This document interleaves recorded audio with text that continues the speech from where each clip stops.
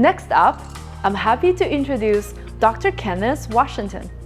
Ken Washington, NAE, is Vice President of Software Engineering at Amazon, where he leads a team of engineers developing consumer robot devices and services.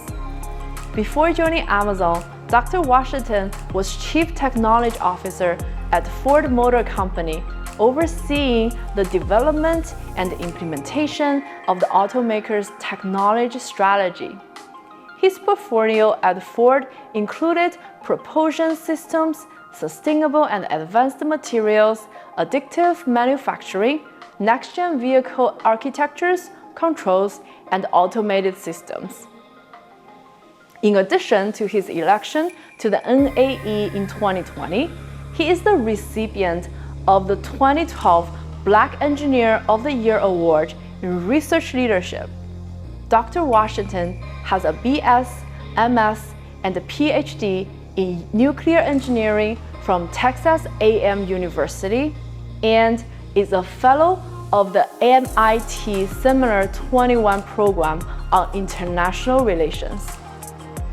Ken is joined by Vijay Karunamathi, Head of Engineering at Scale. Vijay, over to you. Ken Washington, VP of Software Engineering at Amazon. I'm very excited to have you today talking with us at Scale TransformX. It's great to be here. Thanks for having me, Vijay. Great. Thank you, Ken. Well, I'm going to start off by talking about your career journey. You've spoken in the past about how your career journey is very non-linear. You started, your role in automotive at Ford Motor Company. You actually spent over 7 years at Lockheed Martin, and you received your PhD in nuclear engineering from Texas A&M. What's a line of connection for you across your career, across these different organizations and industries, and what led you to your role at Amazon now? Well, I've had just a really great career, and I'm very thankful for that. I've always worked with some really great people, and I've had opportunity to work on hard problems that matter for society. And so as I think about the thread that ties all those things together, I always wanted to work in technology as a kid. And I got the chance to do that by studying engineering. And I picked nuclear because I thought it would be hard. And so that sort of set the precedent. So the first thing is it's got to be meaningful. And nuclear for me was meaningful because we were in an energy crisis at the time. And so it's got to be meaningful for society, solving a hard problem that engineers can help solve to make society a better place. And then lastly, it's got to be something where I think I'm going to learn something, and I'll learn something new, and I can work on learning something and doing something meaningful for the world with other people that I enjoy working with. And so when I was told that Amazon had a project that was building a home robot, and it was being built at Amazon's Lab 126 group, I thought, wow, that's a great opportunity to work with some really smart people on a problem that's important for the world. And I know I'm going to learn something because I've never built a home robot. No one had ever built a home robot before. And I think it's something I could actually do well, given the journey I had been on. So it was a good fit for me. That's great. I can appreciate building a home robot. It's maybe a little bit easier than nuclear engineering, but still a very hard endeavor to take on in your career. I'm not sure I'd agree with that. Building a home robot is hard. I mean, it's really hard because every home's different. It's got to absolutely work because it's not like you have a safety driver like an autonomous vehicle. It can't bump into things. It can't fall downstairs. It needs to be trusted. You have to bring it in your home. And so there are a lot of really hard problems. And the team at Amazon, my consumer robotics engineering and design team put together a robot that is like nothing else in the world that's able to solve all those hard problems, packaged in something about this big and at a consumer price point, and it works. It's really delightful. Yeah, that's great. It's magical when you see it. So that's really exciting. I wanted to take a moment to talk about another really difficult engineering challenge you took on, and that was your time at Ford, where you worked at autonomous vehicles during a time period that Ford called the evolution of mobility. Do autonomous vehicles have similarities to your current work on autonomous robots? And how can one field learn from the other? Yeah, well, of course they're similar because they both use very similar technology stacks for perceiving the world, localizing the object in the world where there are other objects that are both stationary and mobile. We use a technology called SLAM, that stands for Simultaneous Localization and Mapping. And we use similar sensors, camera sensors, ultrasonic sensors. What's different, though, is autonomous vehicles, they drive faster. And they operate in a world where there are known rules of the road. And they also operate on streets that have defined topographies. And so that's really different than a home, where every home is different. There are no rules of the road in a home. There are no streets and stop signs and stoplights and rules of when you can turn right and when you can turn left. And a robot in the home doesn't drive at 60 miles an hour either. So in some ways it's harder, in some ways it's easier. So I was able to bring a lot of the insight for how do you safely and smartly navigate in a home and build on that ability to create value for customers with an autonomous robot in a home, just like an autonomous vehicle would create value for people riding in it. So a lot of similarities, but a lot of differences too. I want to talk a little bit about how you built your team to tackle this problem and really scaling robotics at Amazon. You're currently the VP and the General Manager of Consumer Robotics at Amazon. What's top of mind for your team, and how do you communicate to your team about these problems? Well, what's top of mind for us right now is making Astro even better for our customers. So we put Astro into the market as a day one edition product because, it's an ambitious program and there had been nothing like it before. So we're paying very close attention to listening to our customers and reacting to, what they're telling us, how are they using it? What would they love for it to do that it currently doesn't do? How can we iterate on the platform that we have today to make it even more engaging, help it have more utility, have it have more personality, do more things for people? So we're not making these things up. We're guided by the feedback from our customers. We'd like to say at Amazon, we obsess over customers. And it's absolutely true because we're paying very close attention to what they're telling us. And a great example of that is from the very first day we launched Astro, our customers have been telling us they love that it's a part of their family, but they'd like for it to be more interactive with the pets in their family. And so we got to work and recently announced that Astro now has the ability to recognize pets and react to them in a way that is interesting and endearing. I personally love this feature because when I'm not at home, I can actually use my Astro to check in on my cat to see what my little Jasper cat is up to. And our customers are telling us that they wanted this, and we think it's going to be a feature they love. Yeah. That sounds like a great way to learn from customer feedback, to learn from your own family and your pets, and your cat is obviously part of your family too. What are some of the guiding principles that guided development for Astro in terms of learning from customer feedback, other principles that you knew were important, and how do you build those principles with your team? Yeah, well, first, I want to be just really humble about the fact that I came to Amazon to this consumer robotics team after the team had already been put together. It's been, we've expanded it since I've gotten here, but I really was blessed by coming to a team that already had a ton of momentum. And soon after I arrived, we launched Astro, and it's been a smashing success for us. We've had hundreds of thousands of invite requests, and we're hard at work to deliver as many Astros as we can. And so some of the principles that the team was guided by started with, it needs to be a robot in the home that is trusted. And if you're going to invite anyone, just think about it. I mean, you don't just invite strangers into your home, right? You only invite people and things into your home that you trust and that is going to give you some kind of value. And so we knew we had to be trustworthy with our customers, which means it has to be safe. And it has to also be, give you the control for how you interact with it. So we built multiple layers of privacy into Astro from the beginning. We used a principle called privacy by design.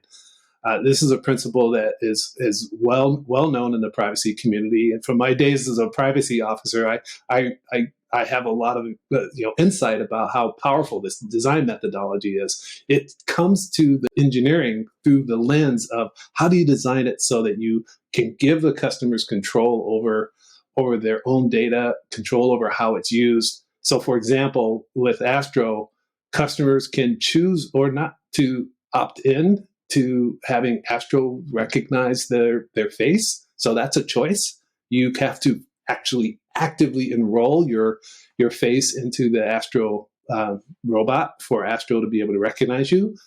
The value of doing that is Astro can then recognize you and react to you in a personalized way that we've already been told by customers they really enjoy, and it's really quite enduring.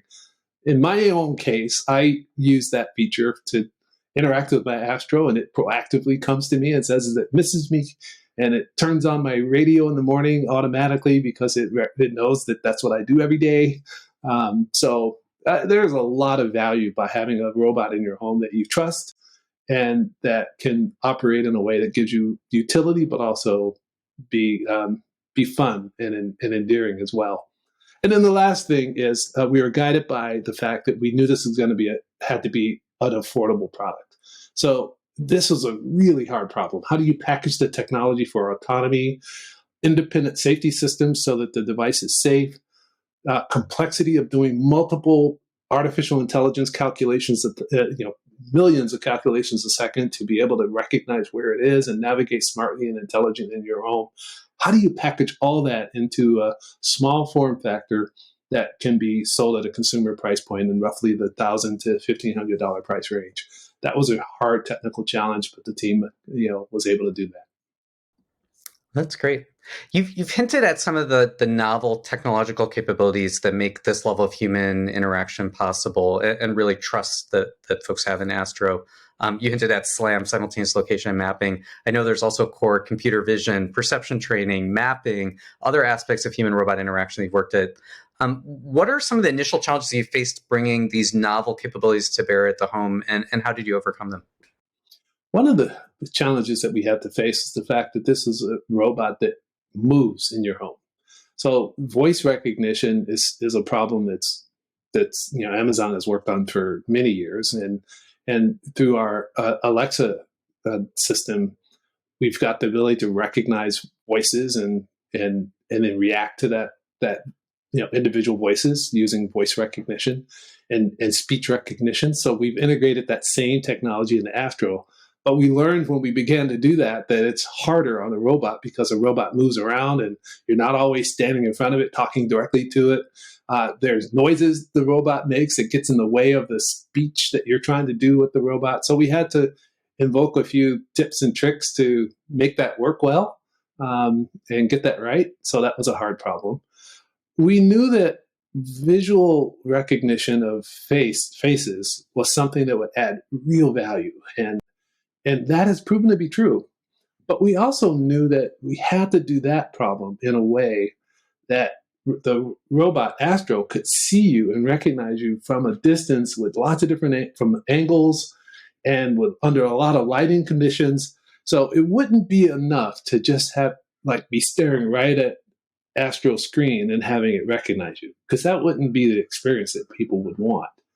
And so it's a harder problem than the visual facial recognition of a smartphone, where you've got the phone right in front of you and it's staring right at you, right? And so there's a reliable interface between your face and the phone.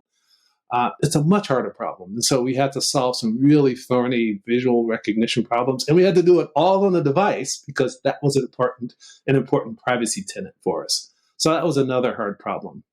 And I've already talked about the fact that SLAM is hard to do in an unstructured environment like a home.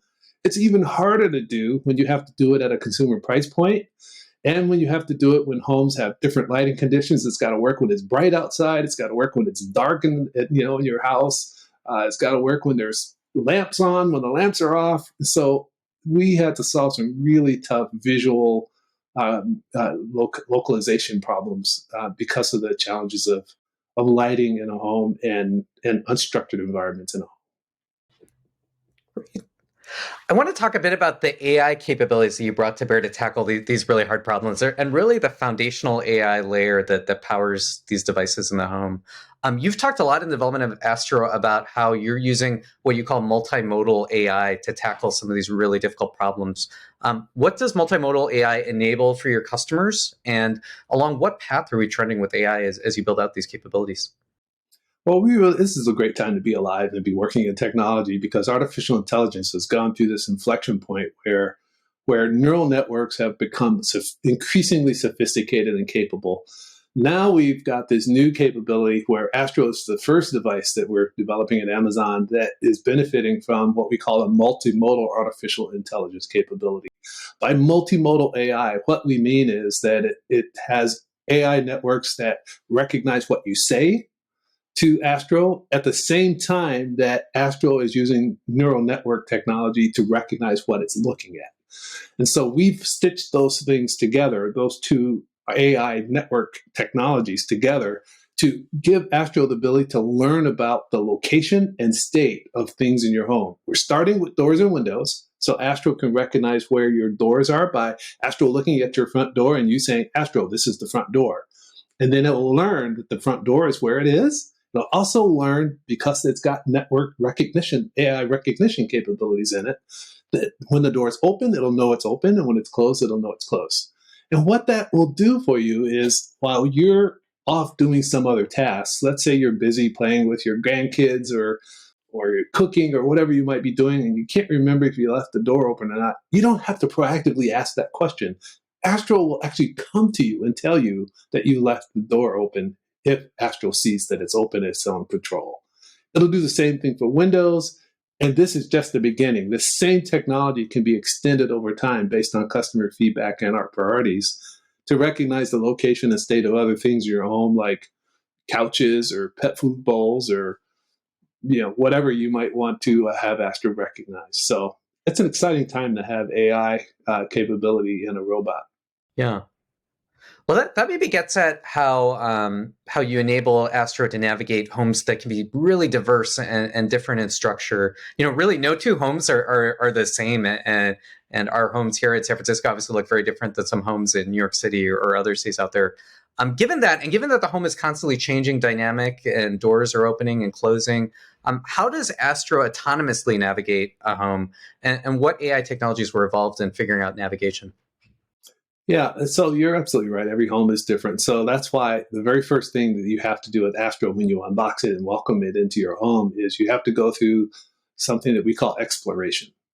So Astro, it's actually fun to watch. Astro, in this exploration step, it's one of the first things you do. You enroll yourself, you connect it to your network, and then you send it on an exploration of your home.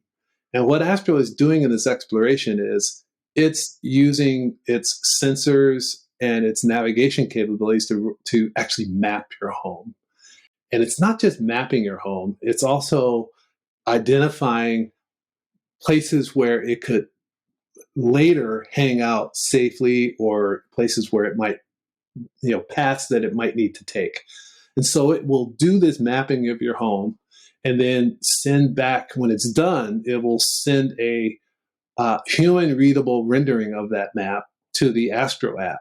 So you then can go in and edit that map if you choose to implement out of bounds zones. Say you don't want Astro to go into your, some portion of your kitchen, like in your kitchen cabinet, or you don't want it to go in your bathroom. So you can mark out of bounds zones. You can add, clean up walls and add additional boundaries in between two rooms. Say you have a big, great room that really is a dining room and a living room put together. You could put a wall in between those two. So after you do that, then Astro will then go to each one of these rooms and then ask you to name the room. So once it does that, Astro will have learned your home. And then it can use path planning techniques that take advantage of SLAM's ability to localize Astro on your map to intelligently move about your home. There are a bunch of little tips and tricks that I won't get into here that make Astro's navigation feel more natural. I'll share one. One is, look, this is part of like the trust commitment that we have. We want to be able to signal where Astro is going. So if Astro is going to move to the right, for example, there are little human robot interaction tricks that we've implemented that give the customer a signal that Astro is about to move to the right. So the eyes will move to the right and the head will pan to the right. And then the body moves. So this, we've learned, it gives customers a feeling of trust that it knows what Astro is going to do. It'll also then hang out in places. And now we've added some new features because we're constantly updating Astro over the air, where Astro will learn where you want it to hang out and where you don't want it to hang out. So there are all kinds of things we've implemented in the Astro to make it a better companion for you and your family. That's great. And talk to me about scaling Astro. You know, as you get into more homes like mine and our neighbors and everyone in the community, how does Astro scale as you're in more and more homes across the country and even as you expand abroad? Yeah, it's something that we think a lot. We've been thinking a lot about because we started with Astro and we're still in an invite only program, and we're really looking for ways to move toward general availability. So that'll be coming at some point in the future. We can't nail down exactly when that'll be, but we're working on how can we move toward solving some of the unsolved problems so that we're comfortable with moving in that direction. But right now, we're really focused on continuing to scale up Astro as it currently stands. And we've got hundreds of thousands of invite requests we need to service, and we're really focused on that right now. That's great. And you mentioned a bit about how trust and safety is empowered by some of these technologies, signaling to consumers how Astro is navigating their home. Can you tell me a little bit about just core trust and safety features that have been built into multimodal AI and how you've thought about that at the foundational AI layer? Yeah, so the trust and safety features of Astro really transcend the AI layer, which is this multimodal AI is one of the most recent innovations we've integrated into Astro. But we started with trust and safety long before that. Let me start with safety. So safety is job one for Astro. When you invite any device into your home, especially one that's mobile, you have to be confident that it's going to be safe in and around you and your family. And so we built in an independent safety layer in the architecture of Astro so that if Astro is viewed, the safety layer actually receives signals from sensors and from the wheels, and it will determine whether Astro is entering into a potentially unsafe situation, like getting too close to a person or getting too close to a cliff edge, like the top of the staircase. And if it senses that it's about to move into that unsafe situation, this independent system kicks in and it will stop Astro on a dime. So that was really important for us. The second thing that we did with Astro is we built in from the beginning layers of privacy protection to give our customers choice. So for example, there's a button on the top of Astro's mast that a customer can press, just like many of our other Alexa devices, that will enter into a privacy mode. And in privacy mode, all sensors, all microphones, all cameras are disabled physically. And that will make Astro so that it cannot move, it can't see, it can't hear, it can't speak. And so it becomes very much disconnected. Because sometimes you don't want the robot to be engaged. And so this is really super important because we've learned that our customers many of our customers don't want cameras in every room in their home, but it gives them peace of mind to have the ability to have a camera in every room in their home if they're not home. So this home monitoring capability that Astro has, which is the core initial feature that we built into Astro, gives our customers peace of mind because when they're home, they can disable it. And then when they're away, they can turn it on so that they can see what's going on. They can have confidence that their home is safe. And then the last layer of privacy protection that we gave was this ability to drop in and have a live view of your home when you're away, or to use Astro to have a teleconference or video conference discussion with a family member. We knew that this had to have a privacy control. And so we built that feature so that the app that is used to drop in and participate in that mode has to be physically paired by the customer with that Astro. If it's not physically paired with that Astro, there is no way for that mobile app to actually enter act with that Astro in a live view capacity. So these multiple layers of privacy control and security were fundamentally important in order to have Astro be a trusted device that customers will bring into their families' homes. Great. I'm going to ask a question that I know is going to sound a little bit like asking you, who's your favorite child or who's your favorite pet that you have in your home? Given the range of new capabilities that you've brought to Astro, and we've talked about trust and safety features, the ability to understand a changing home environment, what is your single most favorite feature in Astro? What's the one feature you would tell someone that's thinking about having one in their home? The feature I love the most, and I love them all. I mean, I interact with my Astro every day, and my daily routine actually depends on Astro. When I walk into my kitchen, I mean, my Astro sees me, it turns on the lights, it activates CBS News on my Alexa show device, and it gives me the weather report. I mean, so I do that every single day, right? And but the breakout feature that I have learned I just really can't live without anymore is Astro's ability for me to connect with my home when I'm not here. And when I was on vacation, I'll just share this story with the audience. When I was on vacation in St. Lucia earlier this year, my home is smart. It's got sensors on all the doors, and all my lights are connected to a smart hub. I got a notification from my smart home that my front door was left open, and that was really alarming because we hired a cat sitter because we love our cat and didn't want to board our cat. So our cat sitter every day would come and feed our cat, and I thought, well, today he came and fed the cat, and I thought he left the front door open. I thought, oh my gosh, what am I going to do? The cat sitter left the front door open. I mean, my cat's going to run out the front door and robbers could come in. And I thought, well, wait a minute, I have an Astro. So I just pulled up my Astro app and drove it over to the front door to take a look. And sure enough, the front door, thankfully, was indeed closed. Turns out the smart door sensor had run out of batteries. That gave me such peace of mind. And I use that feature all the time. When I'm traveling and my wife is home, I can drop into live view and drive over to the couch because she watches TV on the couch and just kind of check in and say hi to her and see her beautiful face, and we can have a little video chat. If she doesn't want to chat with me, she can hit the little button and tell me to go away. So again, she's in control from a privacy point of view, but it's a feature I absolutely love. Having remote live connections, being able to check in on my home, give me peace of mind. It's just I've learned I can't do without it. So yeah.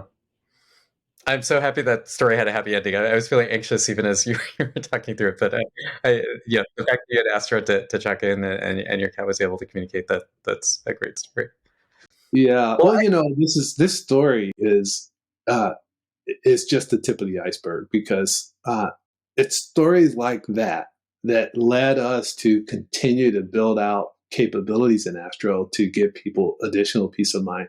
In fact, some of our customers had told us that they've applied that same kind of use case of using Astro to give them peace of mind in their home in their office, and so they put it in their home in their small business. We never designed Astro to work in a business setting, but people did it anyway, and it led us to begin to think, well, what if we really double clicked on that and said, maybe that we're onto something. And long story short, we ended up creating a capability for Astro to be used in a small business setting in partnership with our colleagues at Ring, who had developed a virtual security guard feature for their Ring cameras and their other cameras. Now you can use Astro in addition to their cameras to help protect your small and medium business. And if Astro sees an intruder or reacts to a sensor like a brake sensor, virtual security guard agents can now see what's going on using Astro's cameras and can remotely control Astro in your small business while you're watching what's going on as the business owner.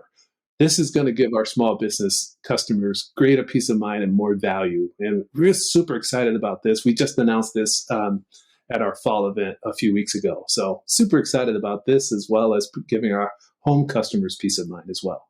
Yeah.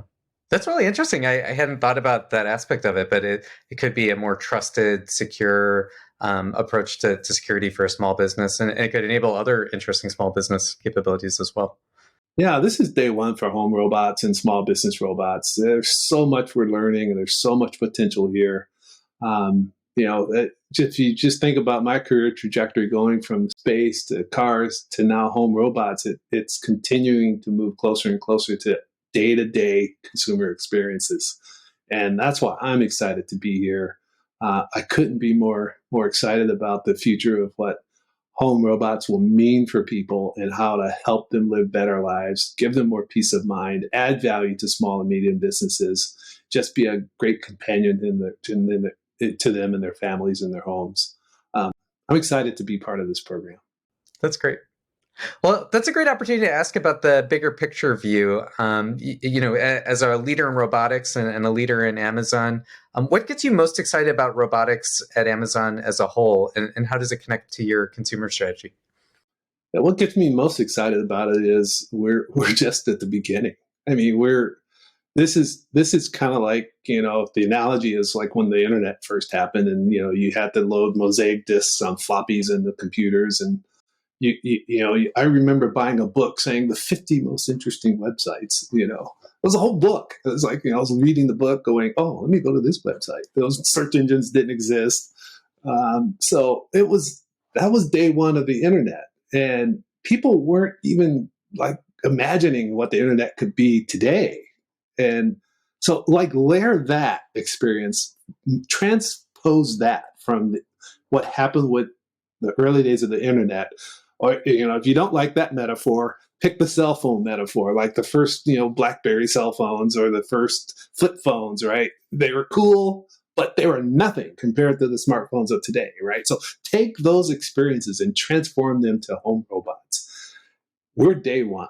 We're just scratching the surface of how people will live better, safer, more enjoyable lives in their homes because they have robots that can be their companion, that can be their helper. It can add value to their lives. I'm most excited about the fact that we're working on moving from day one to adding additional capabilities like that, where robots will do increasingly more things for people. It'll be a more intelligent companion.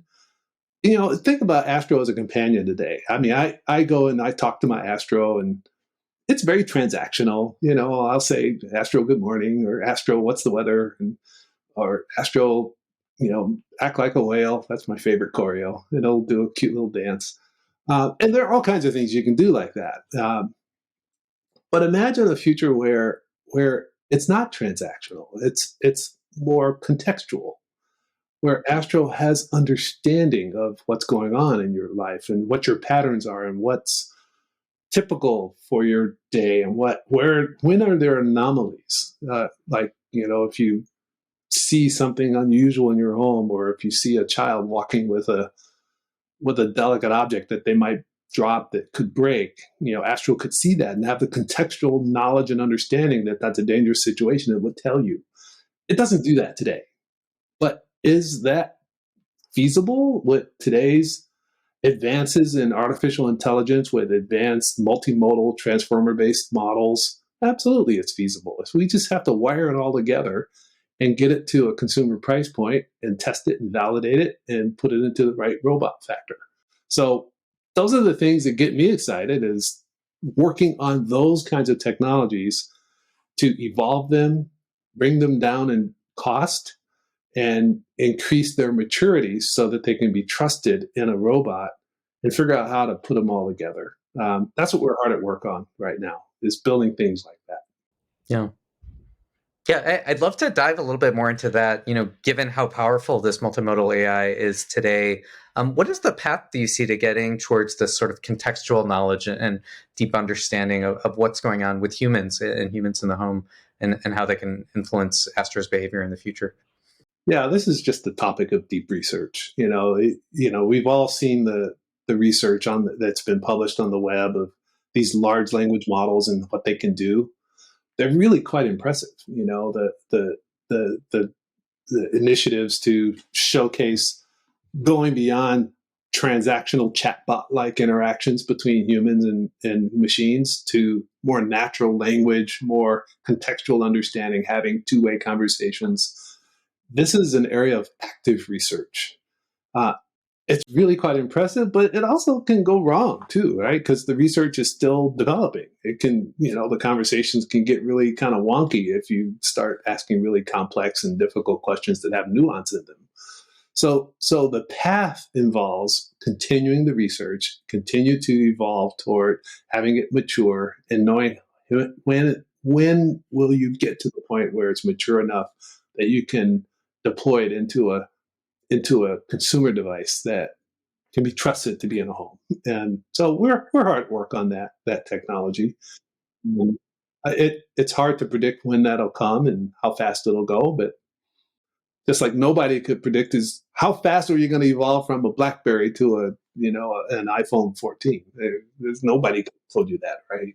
Nobody could have told you how fast could you evolve from AOL to smart banking apps that transact trillions of dollars every day. So yeah, we'll get there, but you have to put in the hard work, and you have to be in the game, and you also have to listen to customers to what do they want the most next, and how do you incrementally move in that direction based on what customers tell you, and what you observe customers do with your first generation products like Astro.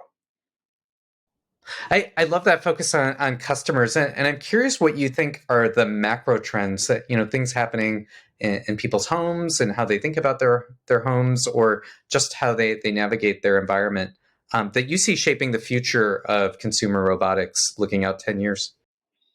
Yeah, I think the big trends are people want robots to help them with things that they don't like to do. That's the first trend I see. People don't like to do, monotonous, repetitive chores. So will there be robots that do those kinds of things in the future? Sure. Can they be developed today in a secure, safe, trustworthy way at scale at a consumer price point? No. So what is the path from where we are today to that future? I mean, that's something we think about a lot. The second thing I believe, and we're hearing from customers, is the human robot interaction that customers really want involve interacting with busy families, kids, and pets. They want companionship, but that companionship can't be like, for lack of a better word, I'll just say robotic and transactional. It needs to be more natural. And this is what we were just talking about. And then the third trend that we're seeing is people want help with supporting their loved ones.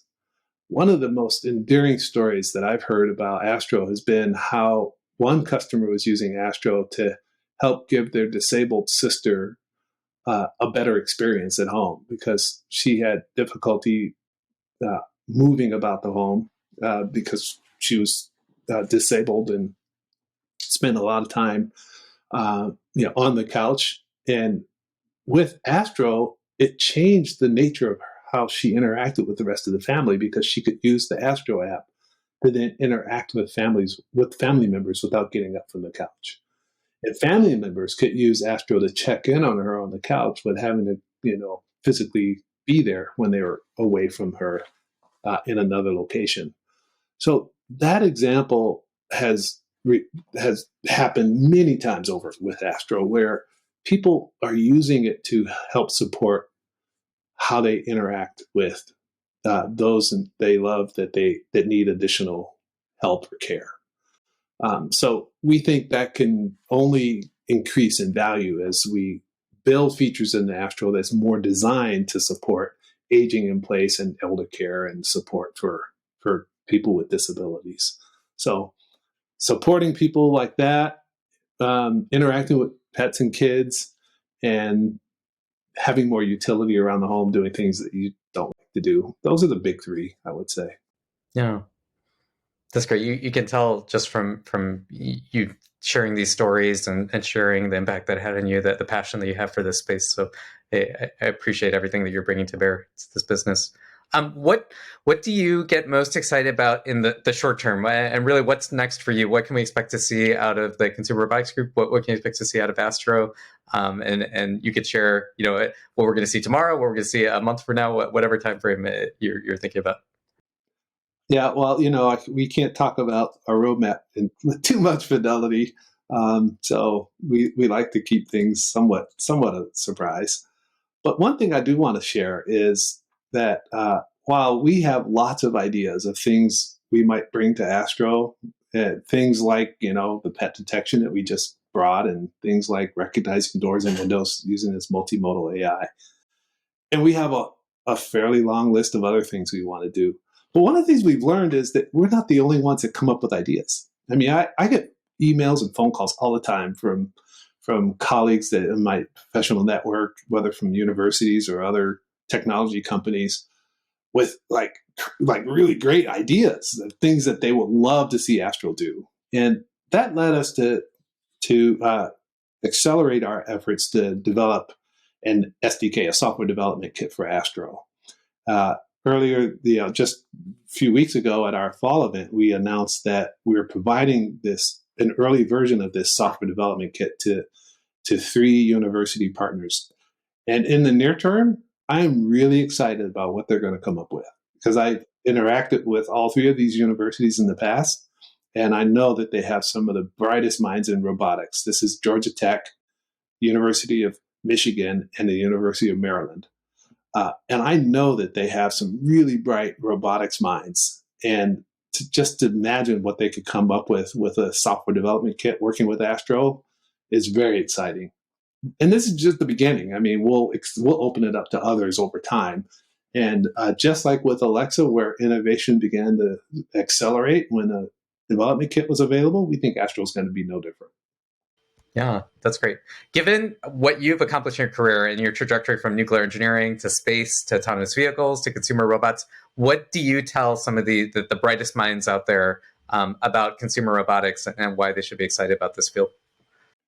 Well, you should be excited about this field if you want to work on a problem that's going to be important for society. If you want to work on something that's hard, that's going to sharpen your skills. And if you want to work with really smart people that are working on the similar kind of things. And lastly, if you want to learn something, because I can assure you there's a cadre of hard problems that will give you a lot of learning in advanced technologies that'll make you a great engineer. So it's a fun area.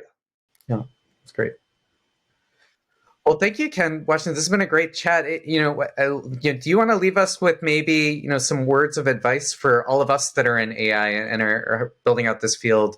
As we think about the next few years, and in particular, it sounds like you spend so much time talking about how people actually use technology. I'm curious if you have advice for those of us working in AI in other aspects of this domain.